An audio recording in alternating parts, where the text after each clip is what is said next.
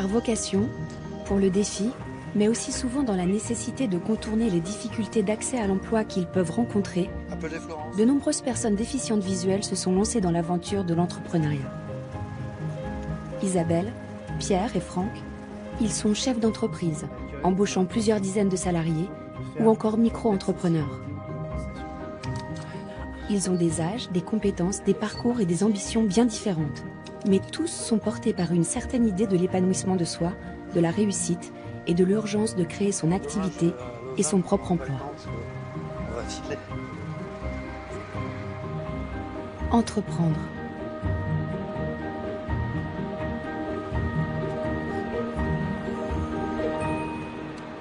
Pierre Achache. En fait, la vie a fait que dans les années 86, j'ai perdu la vue. Et je n'étais pas complètement aveugle à l'époque, mais sérieusement atteint d'une rétine pigmentaire. J'étais enseignant dans l'éducation nationale, j'étais prof de sciences économiques et sociales. Et là, c'était impossible pour moi de continuer avec des classes à 40 élèves. J'ai préféré changer d'orientation. La vie me proposait autre chose. Et donc j'ai décidé, avec un copain d'enfance, de créer une société d'informatique, puisque à l'époque j'étais passionné, je le suis toujours d'ailleurs, par les nouvelles technologies, la communication et l'informatique. Donc, préparer le dossier, il faut qu'on lui dise à peu près 15% quels sont les tenants et les aboutissants. Ce que ça représente encore. Voilà, et puis quelle est notre implication, la sienne. Pierre Achache est un chef d'entreprise aguerri et un businessman de talent. Toujours en mouvement, il passe le plus clair de son temps à voyager entre les différentes entreprises qu'il a fondées et qu'il dirige, en France, en Suisse, en Espagne ou encore au Royaume-Uni. Son groupe, Oxone Technology, compte aujourd'hui une cinquantaine de salariés répartis sur 6 pays et bientôt en Asie. Ce matin, Pierre est de passage dans ses bureaux de Genève. Salut Thierry. David qui nous a rejoint là du coup. Ouais. Il y a Thierry qui est arrivé, non? Alors, est-ce que Thierry est là? Tac, tac, il est en train. Sinon, j'en profite pour dire bonjour à David. Ça va, David? Bah ouais, ça va bien. Ah, ben ouais, très bien. Je vais venir vous voir tout à l'heure à Grenoble parce que j'ai un rendez-vous avec la banque. Écoute, Thierry, ce qu'il faut faire, parce que je crois qu'il est très très pris, malheureusement, il faut qu'on soit proactif là-dessus. Essaie de le recontacter. Il se connecte plutôt le soir, si tu peux le contacter. Sinon, à Barcelone, tu as un contact avec qui? Florence? C'est pas trop long? L'une des sociétés de Pierre, Magica Vision, qui commercialise un smartphone dédié aux déficients visuels, est en train de s'ouvrir sur la Chine. Et il y a des urgences à gérer. Il y a combien de décalage? Il y a 6 heures avec Shenzhen, non? Là, on est en hiver, donc 7. 7? Donc maintenant, si j'appelle Bianchi tout à l'heure... il va pas te répondre. Hein. Soi-disant, il parle pas l'anglais, mais... Quand on y avait été, il parle anglais. Hein. Bien sûr qu'il parle Parce qu'il anglais. leur parlait pas en chinois, donc on pourrait très bien prendre le relais, quoi. S'il répond pas, de toute façon, il va pas répondre. Ouais, c'est sûr. Je ne vais pas jouer les cassants, mais on va refaire un saut en Chine comme l'année dernière, au mois de novembre, au mois d'octobre, mois de novembre. Novembre.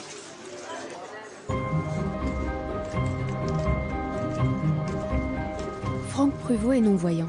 C'est aussi un entrepreneur dans l'âme. Malgré des études brillantes, il peine à trouver sa place et à faire entendre sa voix dans les grandes entreprises qu'il emploie. Franck décide alors de reprendre sa liberté pour devenir consultant et formateur indépendant. Son credo? Se reconnecter à nos sens et redonner toute sa place à la sensibilité dans la vie de l'entreprise. Franck Pruvot. On a vu ensuite que cette diversité elle avait été abordée par les entreprises d'abord sous l'angle légal, juridique, au travers de l'ensemble des lois luttant contre les discriminations, puis qu'ensuite elle avait été récupérée dans bon nombre de cas comme un argument, je dis souvent cosmétique, mais comme un élément de communication, et qu'aujourd'hui l'enjeu véritable de la diversité, c'était de la faire évoluer vers une approche où on considère réellement la diversité comme une richesse et on est capable de l'aborder et de la valoriser comme telle. Finalement, cet après-midi, on est toujours dans cette idée comment je passe à l'action, comment on crée la relation, comment on est capable de mieux comprendre les différences de fonctionnement entre l'autre et moi. Explorer la relation dans ce silence et dans cet ajustement par les gestes et on verra ensuite dans le débrief ce que vous pouvez en tirer. Allez, profitez bien, c'est parti. J'ai un parcours en management, j'ai eu la chance d'être diplômé d'HEC, puis de passer plusieurs années à faire de la recherche en management.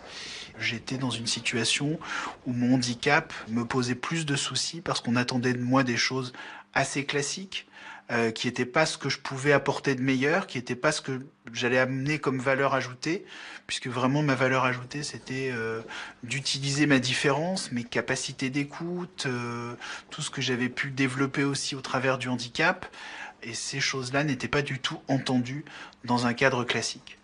Donc je suis arrivé finalement à l'entrepreneuriat dans la perspective de me créer mon propre emploi. Pour toute personne déficiente visuelle qui décide de se lancer dans l'aventure entrepreneuriale, il est un lieu incontournable. L'UPTI, l'Union pour les travailleurs indépendants handicapés. Chacun peut y bénéficier d'un suivi personnalisé et de séances de coaching. Un accompagnement dispensé par des professionnels bénévoles qui sont là pour aider les entrepreneurs en herbe à avancer dans leurs projets. Avec du coup l'idée d'échanger avec un entrepreneur, handicapé ou pas d'ailleurs, mais sur un secteur d'activité précis. Aujourd'hui, c'est Isabelle, malvoyante, qui est reçue par 2 membres de l'équipe, Sabrina, responsable de la structure, et Mathieu, cadre dans un grand groupe de conseil, son accompagnant. Isabelle développe depuis quelques mois un projet d'entreprise, Pollux et Pénélope, une ligne de vêtements pour chiens. Aujourd'hui, il faut préparer sa présentation pour d'éventuels investisseurs. Ouais, on est en plein dedans. Donc, plein dedans. T'as pas ramené ton chien? Non, pas pendant le boulot. Mais bon, en fait, on a bossé sur le business plan pendant 1 an, donc... Non, mais tu sais ce qu'il faut dire. Après, c'est vrai que... ce qu'il faut dire. Après, il faut le dire bien, donc il faut quand même le répéter. Bon, j'ai une très bonne mémoire. J'ai une mauvaise vue, mais j'ai une bonne mémoire. Donc je devrais pouvoir m'en sortir, mais en même temps, il y a toujours... justement, le fait qu'il y ait du public, tout ça, il y a peut-être le trac, en fait. Ce qui me paraît vraiment important, c'est qu'on sorte un peu du... comme je t'ai dit, j'ai fait appel à l'UPTI, j'étais malvoyante et puis j'ai eu l'idée de créer une marque. Je veux vraiment que ce soit plus dans l'esprit présentation à un investisseur ou à un fournisseur. Et là, il faut vraiment que tu puisses répondre à la question quel besoin consommateur tu cherches à combler. C'est un truc que tous les entrepreneurs font dans leur présentation. Pourquoi je l'ai créé, à quel besoin je réponds. Exactement. Parce que je ne l'ai pas fait pour m'amuser, je l'ai fait pour répondre à un besoin et par rapport à une expérience personnelle avec mon chien. Et un vrai besoin qui est mesurable. Sabrina Marie, directrice de l'UPTI. Il est vrai qu'il y a des travailleurs handicapés qui s'orientent vers l'entrepreneuriat faute de trouver un emploi salarié. On sait que c'est un public, les travailleurs handicapés, qui sont particulièrement discriminés aujourd'hui sur le marché de l'emploi et du coup s'orienter vers des formes d'insertion un petit peu différentes tombe sous le sens. Pour certains, c'est vrai qu'il va y avoir vraiment quelque part une rage de vaincre, de se dire on n'a pas voulu de moi dans le salariat, je vais montrer que je peux créer mon entreprise, que je peux être patron, que je peux peut-être même embaucher des salariés.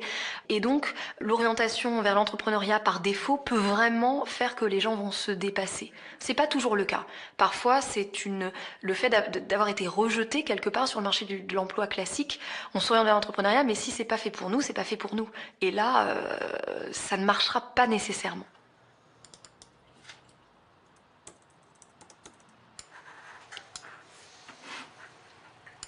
Isabelle Bonnet. J'ai toujours travaillé en indépendante parce que, bon, d'une part, j'étais dans les milieux artistiques et souvent c'est les milieux où on est indépendant. Mais le fait d'être malvoyant, j'avais beaucoup plus de mal que la plupart des gens à intégrer une société. Et finalement, travailler seule, mais avec d'autres personnes, c'était aussi une façon de gérer mon handicap plus facilement. Donc j'ai pris l'habitude de travailler seule, donc d'être freelance et d'avoir plutôt une attitude d'entrepreneur. Et quand j'ai monté ce projet, c'était évident que de toute façon, c'était moi qui l'entreprenais et que j'allais monter une entreprise. Quand on a une difficulté, qu'on n'arrive pas à rentrer dans un carré parce qu'on est rond, finalement on se dit le rond ça me plaît bien et moi je vais faire mon propre rond plutôt que d'essayer de rentrer dans un carré qui ne me convient pas du tout. Quand on a connu l'école, les difficultés avec les railleries des uns et des autres, on se dit qu'en entreprise, c'est peut-être la même chose et on n'a pas envie de le revivre.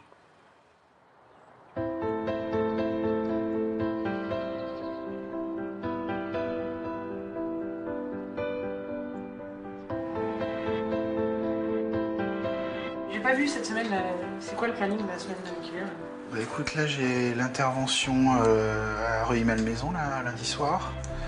Mardi, je suis au bureau. Mercredi, j'ai l'intervention pour HEC. Et jeudi, je vais bosser sur l'administratif avec Laurence, je pense.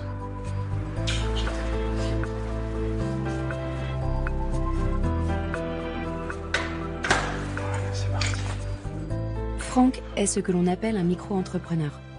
Avec sa société, Sensitive Ways, il n'emploie qu'un seul et unique salarié permanent, lui-même.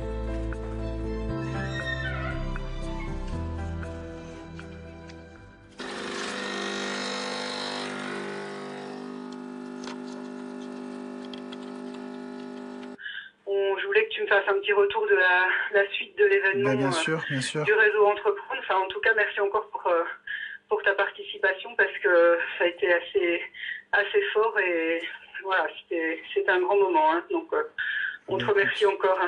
Merci à vous, parce que c'était aussi pour moi un moment super intéressant. J'ai senti que ça a été bien perçu. Et que du coup ça donne une visibilité, puis surtout une visibilité qui est positive, tu vois, on n'est pas du tout sur le côté non, mais c'est ça, c'est que, handicap, mais vraiment sur le côté entrepreneuriat. Ouais, c'est ça, tu étais un entrepreneur comme eux qui portait des messages qu'ils n'ont pas l'habitude d'entendre et c'est ça qui est fort. Et quand on a vu de toute façon les manifestations spontanées à la fin de la conférence, ça a été beaucoup apprécié pour ça. Ouais.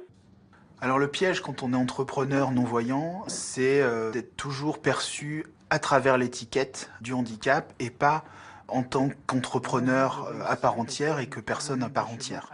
Et ça c'est un piège parce que ça nous conduit souvent à être appelé pour faire des conférences sur le handicap, à être appelé pour raconter notre parcours et on peut même parfois soi-même se piéger à ça. C'est-à-dire que combien de fois on se sent obligé de raconter toute notre histoire parce que on se dit que c'est ça dont les gens ont besoin ou c'est ça qu'ils attendent. Moi, je lutte vraiment pour me présenter d'abord en tant que personne et sur des sujets qui ne seront pas forcément directement liés au sujet du handicap et de ma non-voyance. Mais par contre, je ne le cache pas, c'est-à-dire que je sais que par ma présence, je vais apporter une valeur de sensibilisation et c'est tant mieux.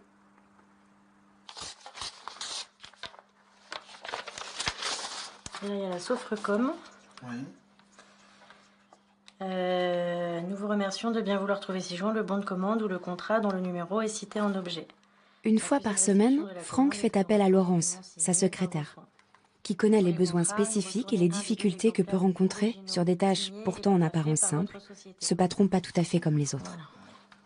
Et puis il faudra que tu me prépares les factures correspondantes, comme tu avais fait pour la dernière fois. T'as qu'à te baser sur les dernières factures qu'on leur avait faites. D'accord, ok. Est-ce que tu avais pu mettre à jour, tu sais, la liste des factures, pour voir où on en est, pour qu'on fasse les relances, si tout n'a pas été payé? D'accord, ok. Il va falloir faire le chèque de la taxe foncière aussi.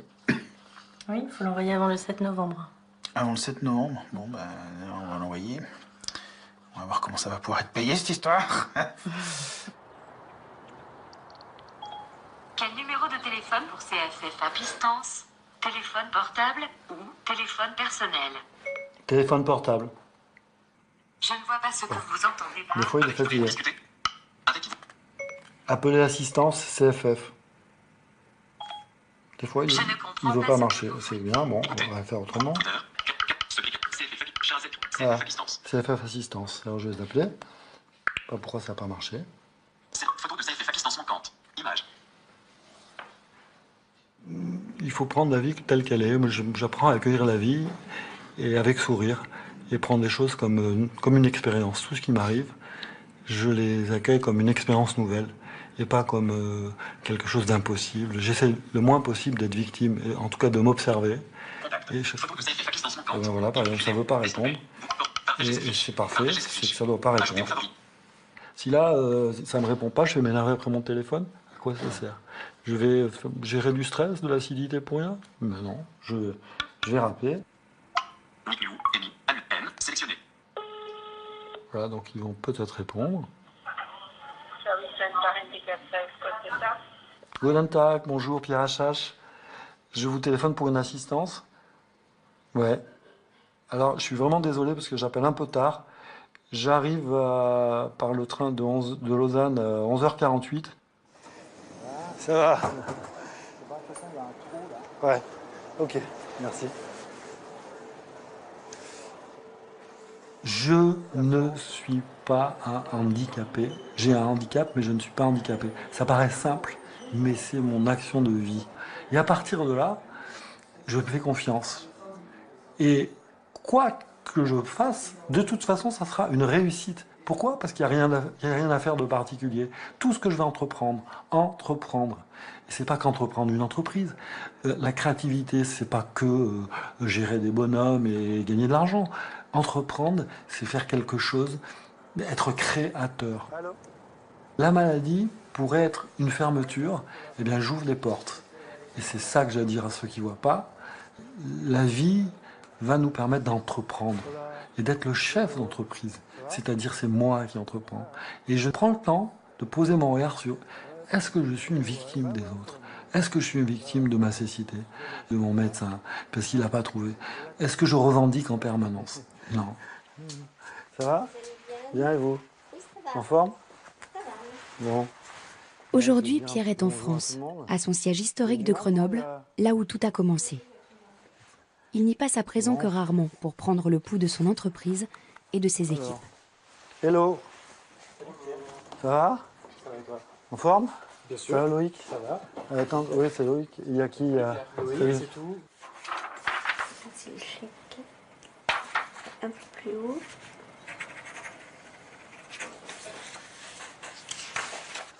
Je te dis, il vaut mieux être chef d'orchestre qu'en orchestre.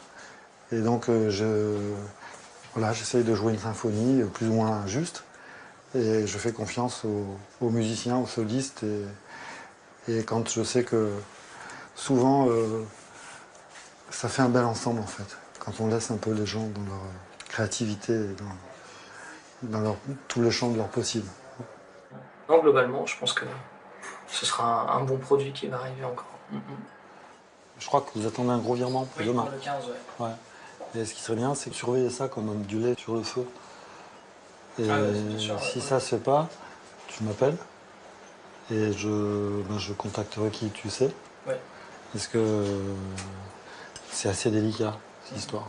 Puis tu sais quoi? On a fait 690 000 appels sur on a fait 690 000, Audiotel. ouais, et puis du coup ça génère à peu près 1 85 000 € de chiffre d'affaires, juste de octobre. L'outil? On pourrait faire une petite réunion rapide, hein? Je demande à Hervé et quelques-uns qu'on se mette...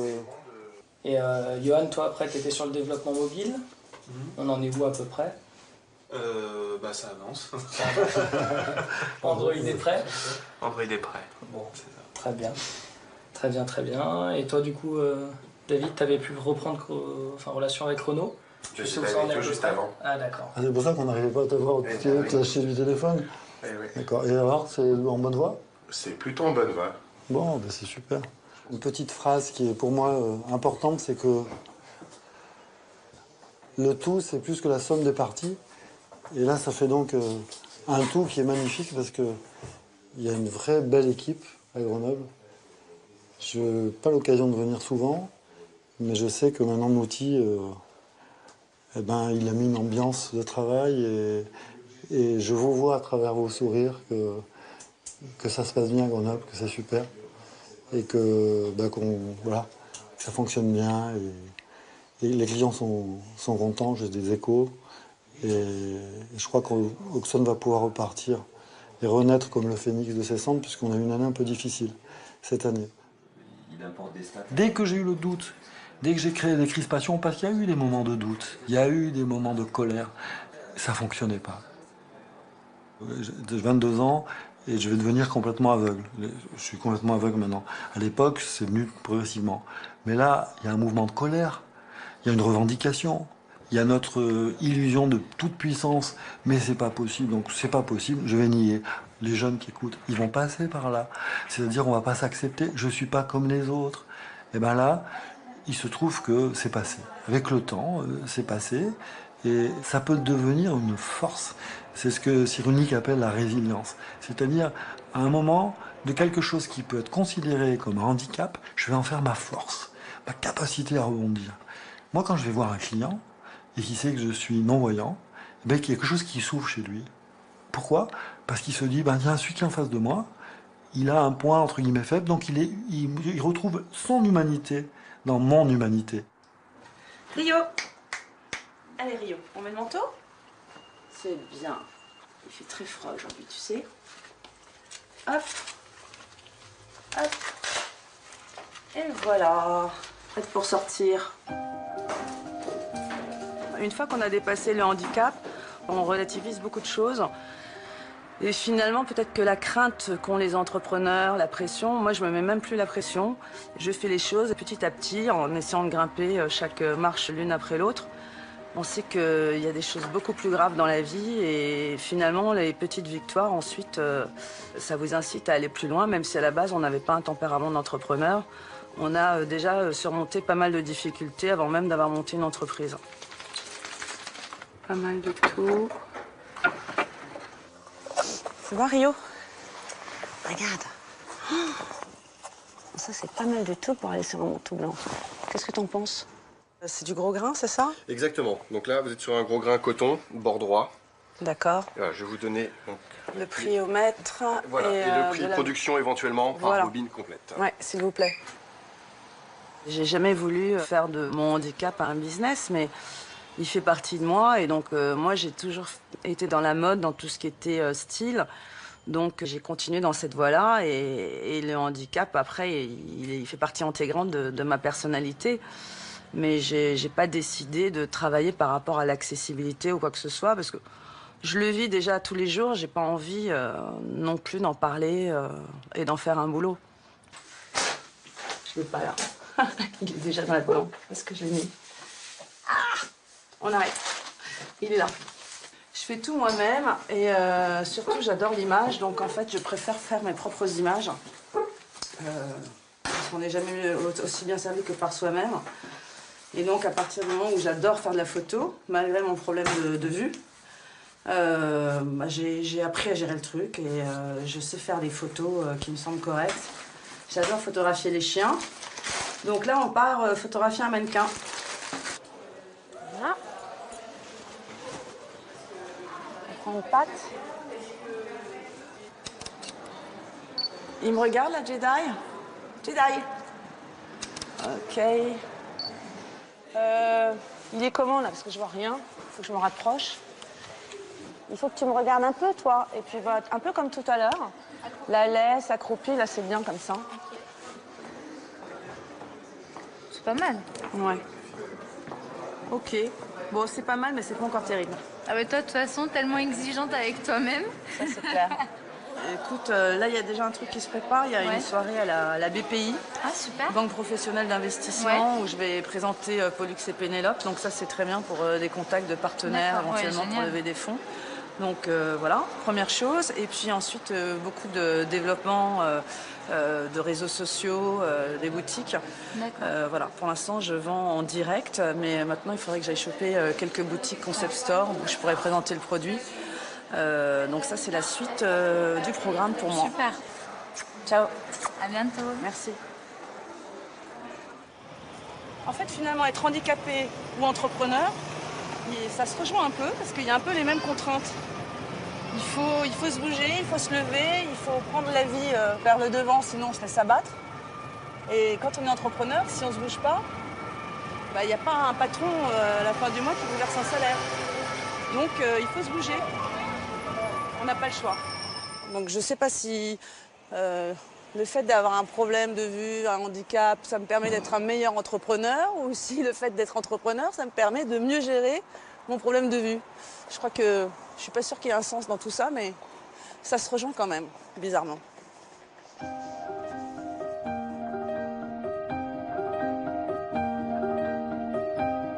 Pour de plus amples informations, vous pouvez contacter l'Union nationale des aveugles et déficients visuels 0800 940 168 www.unadev.com. Pour retrouver toutes ces informations ainsi que d'autres, le site internet de France 5 est à votre disposition. www.france5.fr/à vous de voir avec des tirets / ou écrivez-nous. À vous de voir, France Télévisions, pôle France 5, 10-12 rue Horace Vernet, 92 130 Issy-les-Moulineaux, CEDEX 9. Auteur-réalisateur, Thibaut Ferrier. Producteur délégué, Emmanuel Schlumberger. Avec le soutien du Centre national du cinéma et de l'image animée et de l'UNADEV. Avec la participation de France Télévisions. Presse Valérie Blanchet, Pauline Dalverny.